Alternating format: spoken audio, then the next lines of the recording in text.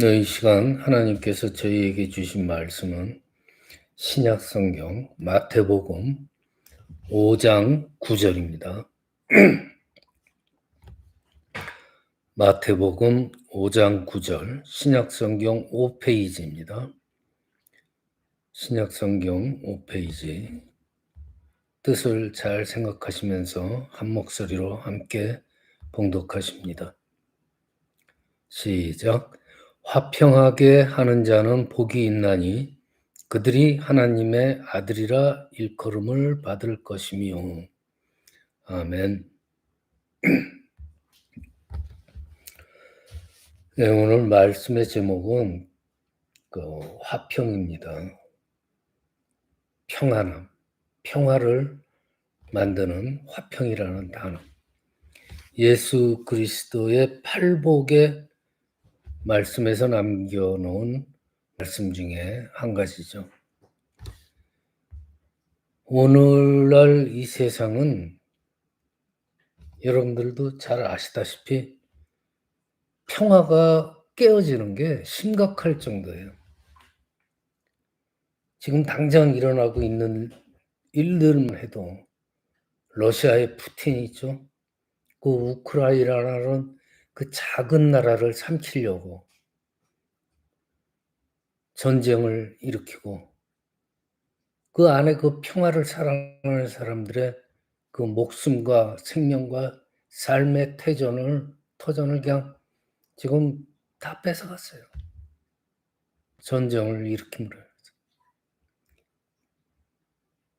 또 그 같은 공산주의 나라 중국 보세요. 시진핑.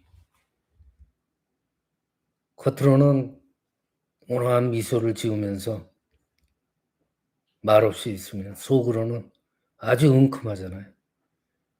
철권 통치, 장기 집권, 게다가 인권 유린하고 뭐 웬만한 자유는 다 뺏어버려요. 더욱 심각한 거는 교회를 폐쇄하잖아요. 또 선교사들을 추방해요. 그게 지금 중국, 소련에서 일어나고 뭐 같은 나라라고 말하기는 좀 뭐하지만은 북한, 김정은 핵폭탄 막 뭐 실험한다고 그러죠. 핵미사일 막 계속 쏴대죠. 이게 다 어디서 나요? 주민들이 먹을 그 쌀, 그 백성들의 식량 뺏어가지고 미사일 막 쏘고 있는 거예요. 백성들을 굶고 있는데. 김일성, 뭐 김정일, 김정은. 이 공산주의 정권들은요, 우상을 인정하지 않잖아요. 종교를 인정하지 않죠. 자기들이 우상이에요. 그러니까 자기들을 우상으로 신격화시키고 자기들이 주장하는 말이 진리라고 그러는 거예요. 그래서 어리석은 백성들을 그냥 아무것도 생각 못하는 백성들로 만들어버리고 즉 영혼을 말살시켜버리는 거예요. 세뇌시켜버려서. 어떻게 보면 기계 같은 인간들을 만들어 놓는 거예요. 짐승보다도 못한 사람들로 영혼이 없는 사람들로 추락시키는 거예요. 이게 지금 이 세상에서 일어나고 있는 일들이에요. 다 평화를 깨는 거예요. 화평을 깨는 거예요. 전쟁, 장기 집권, 자유, 인권 말살. 어떻게 지금 21세기에 지구상에서 그런 일들이 일어나고 있는지 이해가 안 돼요. 이 사탄이라는 건요, 이 마귀라는 건요, 사악하잖아요. 우리 인간 혼자서 이 사탄 마귀를 대적하려면 어림도 없어요. 우리는 나가서 아파져요. 주님께서 받쳐주셔야지 우리가 이길 수 있는. 이 사탄 마귀들이 세상 권세를 잡고 있는데 우리가 잠시라도 방심을 하면은 하나님께서 강조하시는 이 화평, 주님께서 강조하시는 화평은요, 이 지구상에서 존재할 수가 없는 거예요.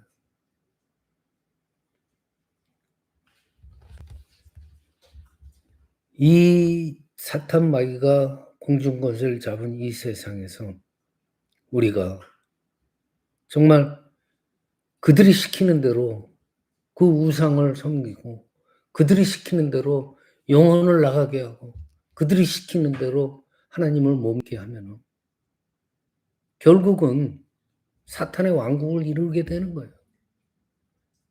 결국은 어떻게 되는 거예요? 전부 다 그냥 멸망으로 들어가는 거예요. 화평이라는 건 감히 생각지도 못하는 그러한 세상이 돼요. 이 화평이 또 다른 말로는 평화잖아요. 평강, 평화. 이 평화는 다른 말로 그러니까 화평도 되고 평안도 되고 평강. 그렇지만 원어 성경에서는요. 이 모두 한 가지예요. 구약에서는 샬롬이라고 그래요. 신약에서는 에이레네. 그런 말로 써요. 화평, 평화. 분쟁이나 전쟁이 없는 조화를 이루는 평화로운 상태. 그 상태에 함께 온전함이라는 의미를 갖고 있다고 그래요. 그러니까 온전한 화평이라고 그럴까. 그러니까 이 말은 뭐냐면 화평케 하는 사람은 하나님의 온전하심과 같이 온전함에 이르는 사람이 된다는 뜻과 같다는 거예요. 자, 하나님은 친히 가장 사랑하시고 기뻐하시는 아들을 내어주셨어요. 그리고 성령님께서는요. 성령 자신의 이름을 내세우지 않아요. 하나님의 이름, 예수님의 이름을 가지고 역사를 하죠. 그렇죠? 바로 여기에 삼위일체 하나님으로부터 평화를 이루게 하는 온전한 권능이 임하는 거예요. 그러니까 화평과 온전함이 항상 같이 다니는 거예요. 이사야서에서 하나님은 54장 10절에 이렇게 말씀하세요. 산들이 떠나며 언덕들은 옮겨질지라도 나의 자비는 너희들에게서 떠나지 아니하며 나의 화평의 언약은 흔들리지 아니하니라. 너를 공일히 여기시는 여호와께서 말씀하셨느니라 그래요. 하나님께서는요 우리에게 화평을 언약을 했어요. 그 언약이 흔들리지 않는다 그래요. 그래서 하나님은 이 화평의 언약을 이루시기 위해서 예수 그리스도를 평화의 왕으로 이 세상에 보내신 거예요. 오늘 본문 말씀이죠. 화평케 하는 자는 복이 있나니 그들이 하나님의 아들이라 일컬음을 받을 것이며 하나님의 아들이라고 불려진다고 그랬어요. 예수님께서 온 세상의 구세주로 세상에 이렇게 드러나게 되는 일로 뭐부터 시작해요? 세례 요한으로부터 세례를 받잖아요. 그때 하늘로부터 말씀이 임합니다. 마태복음 3장 17절. 이는 내 사랑하는 아들이요 내 기뻐하는 자라 그랬어요. 평화를 하나님께서 약속하신 화평의 언약을 이루기 위해서 이 세상에 오신 하나님의 아들 예수님께서 화평케 하는 자에게 똑같이 말씀하십니다. 화평하게 하는 자요. 하나님의 아들이라 불리리라. 하나님도 그렇게 아들로 불리리라 말씀하셨고 예수님도 또 화평케 하는 자는 아들이라 불리리라. 똑같이 말씀하세요. 하나님의 아들. 여기 그 이 아들에 담긴 의미가 매우 중요해요.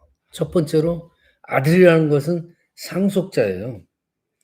예수님께서 두 아들의 비유에서 집에 있던 큰 아들에게 하신 말씀이 있잖아요. 누가복음 15장 31절. 아버지가 이르되 너는 항상 나와 함께 있으니 내 것이 다 네 것이로다. 상속자예요. 누구도 부인할 수 없는 상속자예요. 아들이라는 거. 또 두 번째 아들은 그 의미는 신분이 보장된 거 아니에요. 아버지의 아들로서 누구도 끊을 수 없는 그냥 아무도 뭐라 그럴 수 없는 신분이에요. 아들, 아버지의 아들. 신분이 보장된 거예요. 그 역시 두 아들 비유해서 볼 수 있잖아요. 누가복음 15장 21절에 보면 아들이 이르되 아버지 내가 하늘과 아버지께 죄를 지었사오니 지금부터는 아버지의 아들이라 일컬음을 감당하지 못하겠나. 감히 아버지한테 면목이 없습니다. 그러니 아들 자격이 없습니다. 이 얘기를 해요. 그렇지만 이거는 어쩔 수 없는 신분이 아들이라는 신분을 어떻게 할 수가 없는 거예요. 세 번째 아들이라는 뜻은 아버지의 집에 함께 거하는 자잖아요. 집에 들어가지 못해 가지고 아버지 집을 담장 너머로 이렇게 바라보면서 슬피 우는 그런 아들이 아니고 아버지 집에 들어가서 함께 거하고 아버지의 식탁에 함께 앉는 아들이라는 거예요. 이 아들의 뜻이 이렇게 어떻게 보면은 강해요. 화평케 하는 자. 너는 하나님의 아들이라 일컬음을 받으리라 그래요. 화평케 하는 자 하나님의 아들이라 그래요. 성경은 또 우리에게 이렇게 말씀하시죠. 로마서 12장 18절 보면 할 수 있거든 너희로서는 모든 사람과 더불어 화목하라 그랬어요. 모든 사람과 더불어 화목하라. 노벨상도요. 뭐 문학상, 의학상, 물리학상, 화학상 여러 가지가 있지만 그중에서 가장 존귀하고 영광스럽고 가치 있게 쳐주는 것이 뭐예요? 노벨 평화상이잖아요. 과학을 발전시키는 거 이것도 중요해요. 경제를 발전시키는 거 중요해요. 가정과 사회 그리고 온 세계가 절실하게 요구하는 것은 사실은 그것보다 먼저가 뭐냐? 평화예요, 평화. 화평, 샬롬. 이 평안, 이 평화, 평강이 내 안에 그리고 우리 안에 머물기 위해서는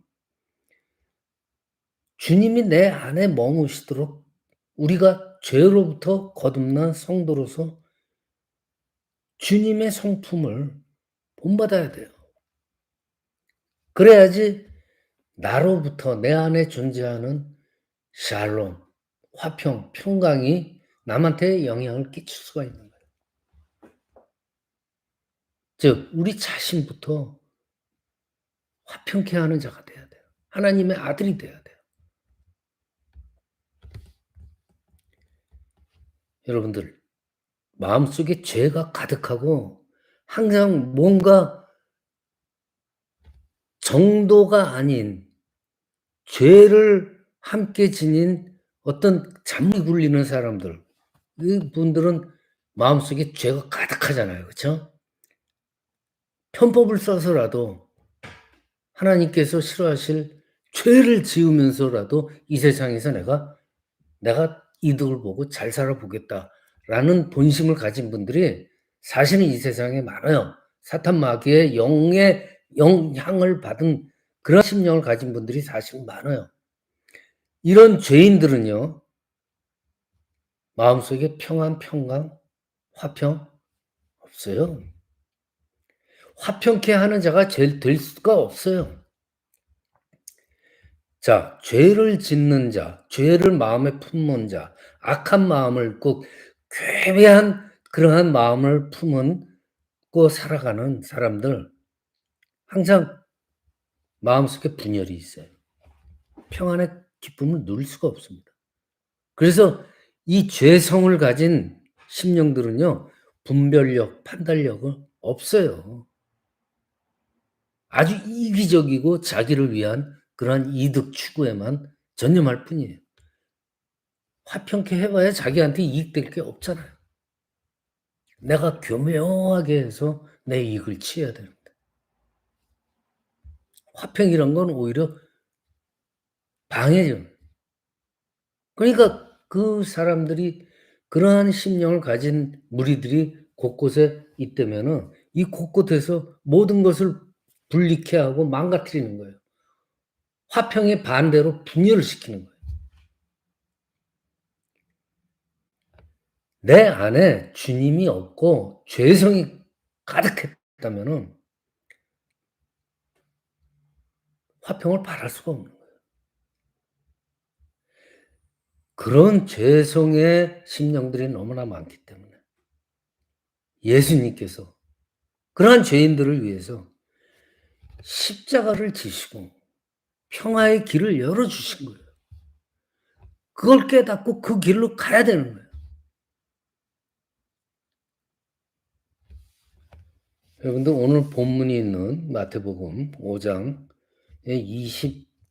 23절을 한번 보세요. 그러므로 예물을 제단에 드리려다가 거기서 네 형제들에게 원망 들을 만한 일이 있는 것이 생각나거든 예물을 드리려고도 제단 앞에 그냥 두고 먼저 가서 형제와 화목하고 그 후에 와서 예배를 드리고 예물을 드려라 그래요. 이렇게까지 얘기를 해요. 먼저 화목하고 그리고 와서 예배를 드려라 이거예요. 즉 이 말은 러시아의 푸틴, 중국의 시진핑, 북한의 김일성, 김정은 뭐 다 좋아요. 그런 넓은 의미도 있지만은 화평이란 게 내가 정말 실질적인 나의 삶에서 내가 주변에 화평치 못하게 하고 분열을 일으킨 게 있지 않나 먼저 생각하자는 거예요. 그래서 먼저 화평을 이루고 즉 내 마음속에 주님을 품고 죄성을 몰아내고 주변을 화평으로 영향을 끼칠 수 있는 우리가 돼야 된다는 거예요. 말씀 마칩니다. 주님께서 내 안에 들어오셔야지 내가 화평으로 영향력을 끼친다 그랬잖아요. 그러니까 주님이 내 안에 머무시도록 죄성을 벗어버리고 죄로부터 거듭난 그러한 성도들로서 주님의 성품을 본받아가면서 살아가는 저와 여러분이 되시기를 이 시간 축원합니다.